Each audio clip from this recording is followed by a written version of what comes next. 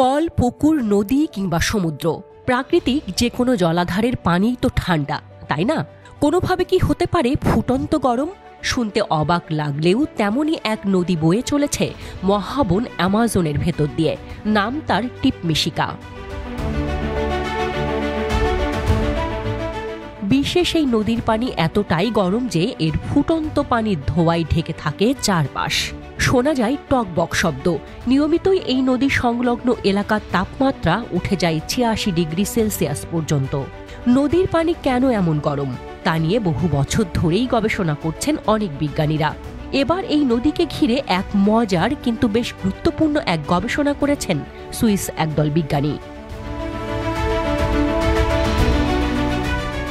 ক্রমবর্ধমান তাপমাত্রা বৃদ্ধির এই সময়ে অ্যামাজনের এই নদী আর এর আশেপাশের এলাকা যেন ভবিষ্যৎ পৃথিবীরই প্রতিচ্ছবি। কেমন হবে উষ্ণতর পৃথিবীর জীববৈচিত্র্য, তারই পরীক্ষা চালিয়েছেন গবেষক দল। গবেষকরা বলছেন, ভূগর্ভস্থ ভূতাপীয় উৎসের কারণে উত্তপ্ত হয় নদীর পানি। বিস্তীর্ণ এলাকা জুড়ে বিশাল ধোঁয়ার কুণ্ডলী ছড়িয়ে দেয় সেই তাপ, যা বেশ স্পষ্টভাবেই প্রভাবিত করছে নদী সংলগ্ন পরিবেশকে। গবেষণা এলাকা ছিল মাত্র ২ কিলোমিটার। গবেষণার জন্য রেকর্ড করা হয় ১ বছরের তাপমাত্রা। ২ কিলোমিটার এলাকা জুড়ে স্থাপন করা হয়েছিল ১৩টি ডিভাইস। ডিভাইসগুলোর রেকর্ড অনুযায়ী এই ২ কিলোমিটার এলাকার এক এক স্থানে তাপমাত্রা ছিল এক এক রকম, কোথাও কিছুটা কম, আবার কোথাও বেশি।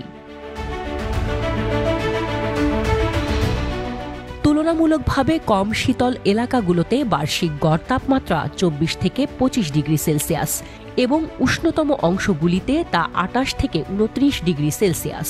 সবচেয়ে উত্তপ্ত স্থানগুলোতে তাপমাত্রা রেকর্ড করা হয়েছে ৪৫ ডিগ্রি সেলসিয়াসও। সরাসরি নদীর পানির তাপমাত্রা রেকর্ড করা হয় ৯০ ডিগ্রি সেলসিয়াস বা তারও বেশি। গবেষণায় দেখা যায়, তুলনামূলকভাবে নদীর চেয়ে দূরে অবস্থিত গাছের চেয়ে বেশি শুষ্ক কাছে অবস্থিত গাছগুলো। তাছাড়া কেবল অনেক উঁচু এমন গাছগুলোই টিকতে পেরেছে নদীর কাছে। কম উচ্চতার কোনো গাছ নদীর কাছাকাছি দেখা যায়নি। পর্যাপ্ত পানি আর সূর্যালোক থাকার পরও অতিরিক্ত তাপমাত্রার কারণে গাছগুলোর সালোক সংশ্লেষণ ক্ষমতাও স্বাভাবিকের চেয়ে কম বলে উঠে আসে গবেষণায়। সেইবা নামের সুবিশাল এক গাছ এমন পরিবেশেও দিব্যি টিকে থেকে তাক লাগিয়ে দিয়েছে গবেষকদের। জানা যায়, ৫০ মিটার উঁচু এই গাছটি কিভাবে এমন প্রতিকূল পরিবেশে অনায়াসে টিকে আছে, সেদিকে গবেষণায় মন দেয়া জরুরি বলে মনে করেন অনেক বিজ্ঞানী। তাদের মতে এই গাছ কিভাবে ফুটন্ত নদীর চরম ভাবাপন্ন পরিবেশের সাথে মানিয়ে নিতে পারে তা নিশ্চিত করা গেলে সংরক্ষণবিদরা নির্ধারণ করতে পারবেন অ্যামাজনের কোন অংশগুলোর সবচেয়ে বেশি সুরক্ষার প্রয়োজন। এমন প্রতিরোধী উদ্ভিদের বন ছাউনি তৈরি করে এর নিচে অপেক্ষাকৃত সহনশীল ক্ষুদ্র জলবায়ু বজায় রাখা সম্ভব হতে পারে বলে মত অনেকের।